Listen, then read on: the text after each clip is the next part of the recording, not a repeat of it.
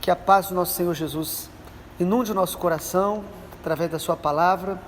Evangelho de João, capítulo 19. Por isso Pilatos tomou Jesus e mandou açoitá-lo.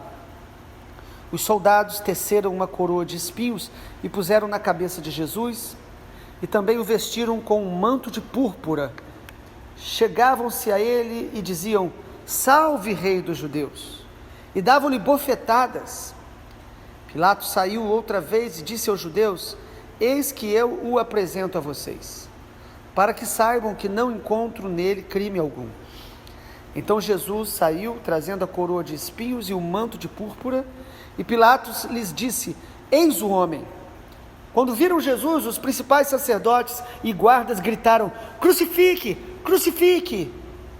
Pilatos repetiu: Levem-no daqui vocês mesmos e o crucifiquem, porque eu não encontro nele crime algum.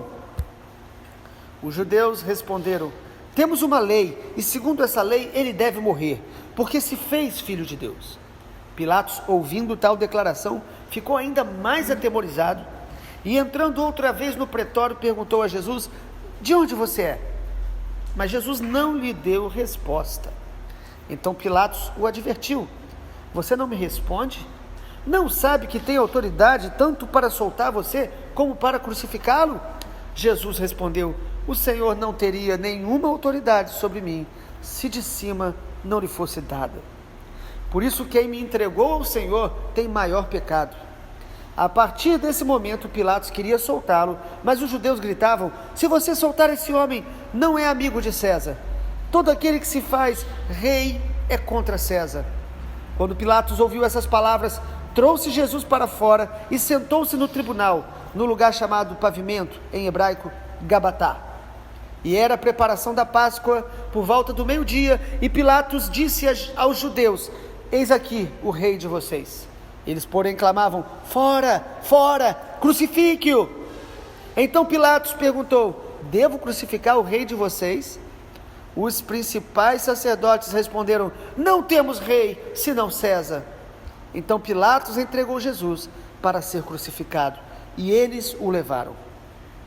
Jesus, carregando ele mesmo a sua cruz, saiu para o lugar chamado Calvário, Gólgota em hebraico. Ali o crucificaram, e com ele outros dois, um de cada lado, e Jesus no meio. Pilatos escreveu também um título e colocou no alto da cruz. E o que estava escrito era: Jesus Nazareno, o Rei dos Judeus. Muitos judeus leram este título porque o lugar em que Jesus havia sido crucificado era perto da cidade e estava escrito em hebraico, latim e grego.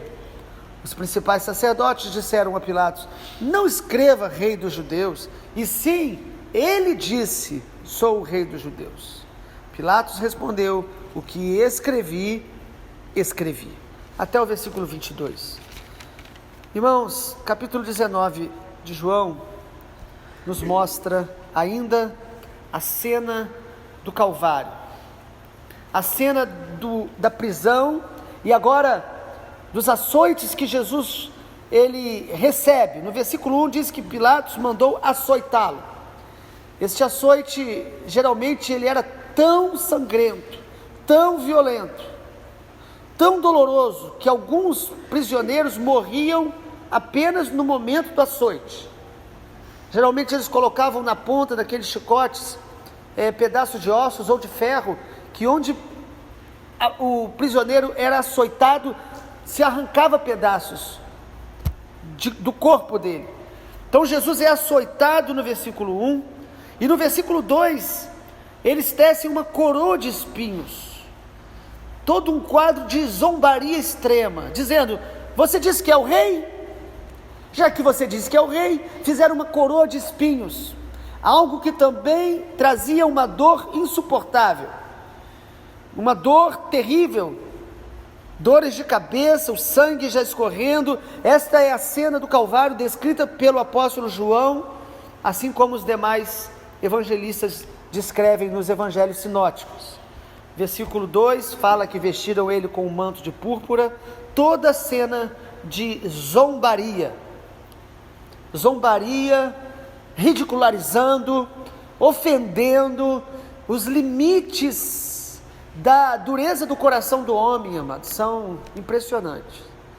Por mais que não crescem que Jesus era o Senhor, era o Filho de Deus, era o Messias, a violência a ira e o ódio que a religiosidade judaica dos tempos de Jesus e a aceitação disso por parte dos romanos é algo que nos impressiona, porque os romanos, eles eram tidos como muito justos na questão de julgamentos. Inclusive o apóstolo Paulo se valeu disso para se defender, dizendo: eu sou cidadão romano. Havia neles uma cultura de que nós vamos buscar ser justos, e de repente você vê os judeus que acreditavam que tinham um monopólio de Deus, que Deus era com eles, que eles eram especiais, o povo salvo, e este império romano, esses dois poderes dos tempos do Novo Testamento, violentamente agredindo Jesus, ofendendo, zombando, ridicularizando. Essa é a cena do Calvário. O versículo 2 de João 19 diz: chegavam dizendo que ele era o rei dos judeus e davam-lhe bofetadas. Que nível de agressividade para um homem que não agrediu ninguém, um homem que não defraudou ninguém, estava ali entre malfeitores, sendo crucificado, sendo espancado. E aí no versículo 4 a gente ouve Pilatos afirmando algo incrível. Ele diz: não vejo nesse homem crime algum. É interessante que quando um animal, um cordeiro, uma ovelha era oferecido no templo, ele precisava ser examinado pelo sacerdote para saber se ele era perfeito.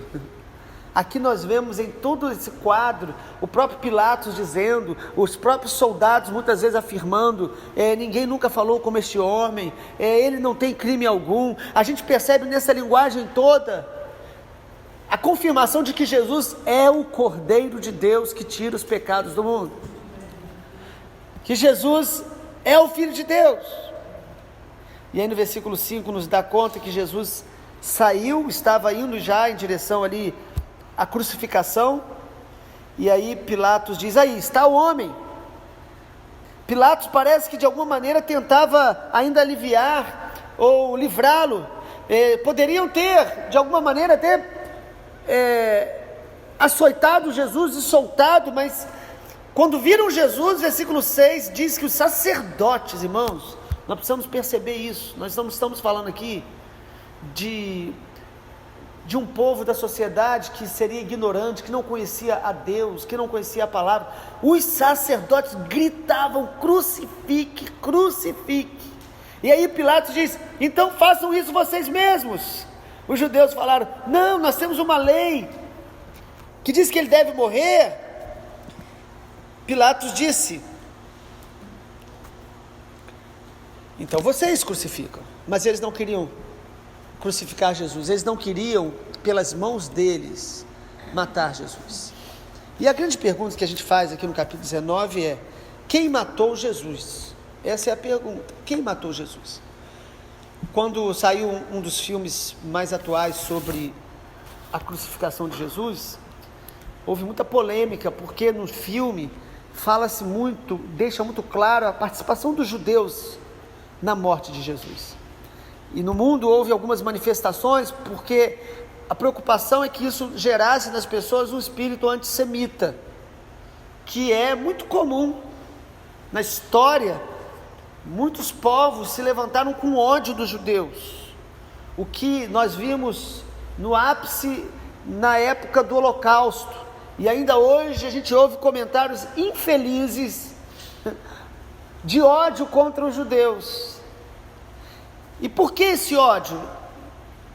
O próprio Senhor Jesus, profetizando em Lucas capítulo 21, diz que Jerusalém seria pisado por muitas nações e que os judeus seriam espalhados, e a palavra diz que os povos realmente se voltariam contra Israel, e de uma certa forma isso é um tipo de juízo de Deus, mas não é justificável odiar os judeus.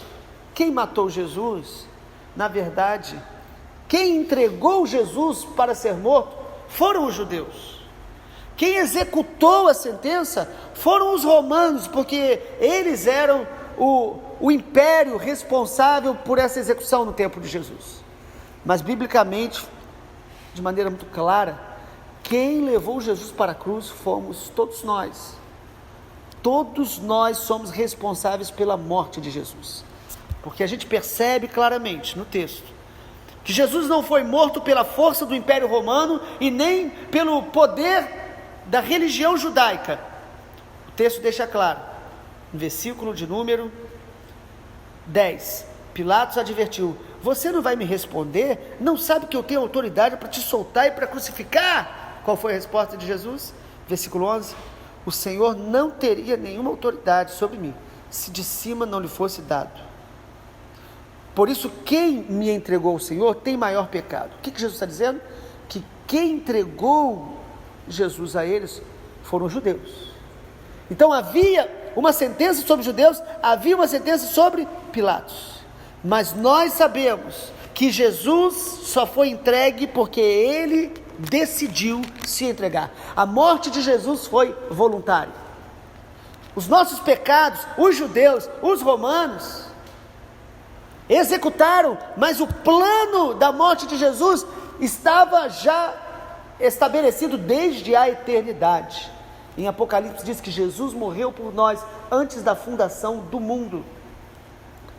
Antes de Deus criar todas as coisas, Deus, sabendo que nós nos rebelaríamos, que o homem se voltaria contra ele, Deus, antes da fundação do mundo, decidiu: eu enviarei o meu filho, Jesus será morto por toda a humanidade, eu vou reconciliar a minha criação comigo, através da morte do meu filho, por amor à humanidade. Deus nos criou por amor. Deus sabia que nós iríamos nos rebelar contra Ele, e mesmo assim nos criou, e Ele estabeleceu o plano de salvação na eternidade, para que a gente pudesse ser reconciliado com Ele, e pudéssemos estar com Ele eternamente. Ele nos reconciliou através do sangue de Jesus. A morte de Jesus foi uma morte substitutiva. Jesus não morreu para dar um grande exemplo. Jesus não morreu porque os homens tinham força para fazer tal ato. Jesus morreu em nosso lugar, de maneira voluntária e de maneira substitutiva. A morte de Jesus é uma morte expiatória no nosso lugar. Quem deveria ser condenado? Quem deveria ser banido da face da terra e da presença de Deus? Todos nós. Todos os homens nasceram manchados pelo pecado. E a Bíblia diz em Romanos 3, 23, o salário do pecado, em Romanos 6, 23, o salário do pecado é a morte, mas o dom gratuito de Deus é a vida eterna em Cristo Jesus. Não há salvação por obras, não há salvação por méritos, não há salvação por religião, não há salvação por mais que uma pessoa pratique o bem. A salvação só é possível através da fé em Jesus, do sangue de Jesus, da graça de Deus através de Jesus. E aí, amado, a gente percebe uma grande contradição. No versículo 12, diz que a partir daquele momento Pilatos queria soltá-lo, mas os judeus gritavam: se você soltar, você não é amigo de César. Você percebe aqui que Jesus incomodava os religiosos, porque tirava deles o poder, o monopólio. As pessoas não eram mais controladas pela religiosidade judaica. E Jesus, de alguma maneira, estava incomodando Pilatos, porque Pilatos poderia ficar com a sua reputação manchada diante de César. Então a gente percebe na cena da crucificação, os homens, na verdade, desejando os seus próprios interesses, as suas próprias ambições, os homens não levando em consideração a humanidade de Jesus. Mesmo que não cresçam em Jesus, o ódio lançado sobre ele mostra a que nível A humanidade pode chegar quando nós fechamos o coração para Deus. Amados, quando o nosso coração se endurece, nós chegamos e nós cometemos males dos mais terríveis. Quando o nosso coração se endurece, quando nós buscamos apenas a nossa vontade, de alguma forma nós vamos negar a Jesus. E no versículo número 15 o grito é: crucifique-o. Pilatos disse: eu devo crucificar o rei de vocês? Quero concluir falando um pouco sobre isso. É muito interessante que Pilatos, ele afirma constantemente que Jesus é o rei dos judeus. Ele fala isso de uma maneira talvez irônica. Os judeus ficam revoltados com isso.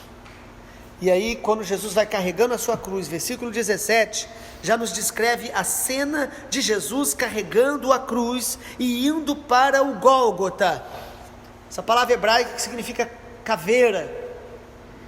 Não se sabe se o nome Gólgota vem da forma daquele monte que lembra uma caveira, ou se era porque este monte era um lugar de crucificação, né, de mortes, de condenados. Há uma divergência acerca disso, mas Jesus está caminhando aqui para o Gólgota, e ali o texto mostra que 2 ladrões são crucificados ao lado deles, versículo 18, e no versículo 19, Pilatos faz questão de escrever em cima: Jesus Nazareno, o rei dos judeus.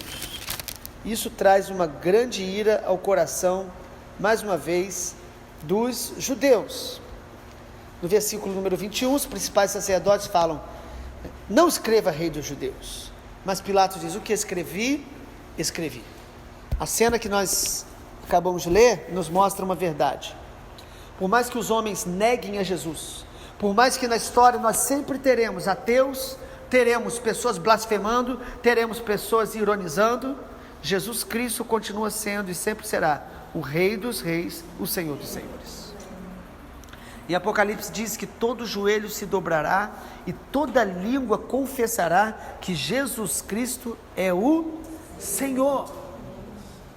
Aqui Pilatos, mesmo ironizando, ele estava de alguma forma reconhecendo quem Jesus era: o Rei dos Reis e o Rei dos judeus.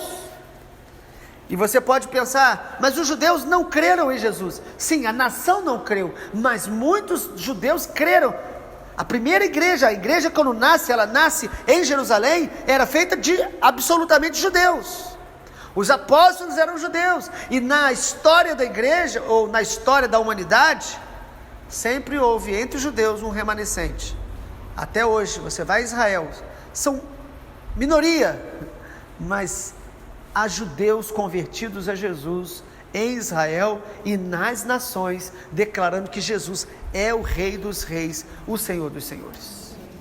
Sempre teremos ateus, sempre teremos religiosos sem a essência de Deus, sempre teremos pessoas zombando de Jesus, mas nós sempre teremos pessoas reconhecendo que Jesus Cristo é o Senhor, é o Filho do Deus vivo, é o único caminho, a única verdade e a única vida. Na verdade, os ateus geralmente são pessoas que têm uma grande ferida contra Deus. Eles negam a existência de Deus porque no coração deles há uma ferida, há uma decepção. Ou querem também entender Deus com seu intelecto, e por não conseguirem, eles preferem negar Deus. Alguns ateus negam a existência de Deus, porque vivem uma vida que eles sabem que não é reta, e por isso eles acham que Deus não os ama, então eles preferem negar Deus. Há muitos religiosos que praticam boas obras, que frequentam cultos, que leem a Bíblia, mas eles não vivem a essência de Deus, eles não vivem uma vida de intimidade com Deus, de conhecimento de Deus, onde a nossa vida é transformada, porque o que demonstra que eu tenho intimidade com Deus é a transformação do meu caráter, é eu me parecer com Jesus a cada dia mais, querer isso, buscar isso, e não me acomodar às paixões da minha alma que guerreiam contra a vontade de Deus. O que faz com que existam religiosos assim, como nos tempos de Jesus, é porque nós às vezes amamos mais a nossa vontade do que a vontade de Deus. Nós queremos até usar Deus para satisfazer os nossos próprios desejos e transformamos Deus num ídolo das nossas próprias vontades. A minha oração nessa manhã é que a crucificação do Senhor Jesus nos lembre que somos salvos pelo seu sangue, que somos justificados pela sua morte em nosso lugar, que o sacrifício de Jesus é a única maneira de sermos reconciliados com Deus, e que nós possamos desfrutar disso, porque vamos ver amanhã, na continuidade, que havia ali entre eles pessoas da religião judaica que reconheceram que Jesus era o Senhor, que se converteram a Jesus. Que o Senhor possa nos renovar nessa manhã, e que a morte de Jesus possa ser para nós inspiração para amá-lo mais, para sermos mais gratos, para sermos cheios do Espírito Santo, porque o sangue de Jesus nos deu acesso à sala do trono, à presença do Pai, para desfrutarmos da intimidade com Ele. Que não sejamos meros religiosos, que não sejamos amantes das coisas desse mundo, mas que sejamos cheios de amor pela glória de Deus e gratos pelo sacrifício do Senhor.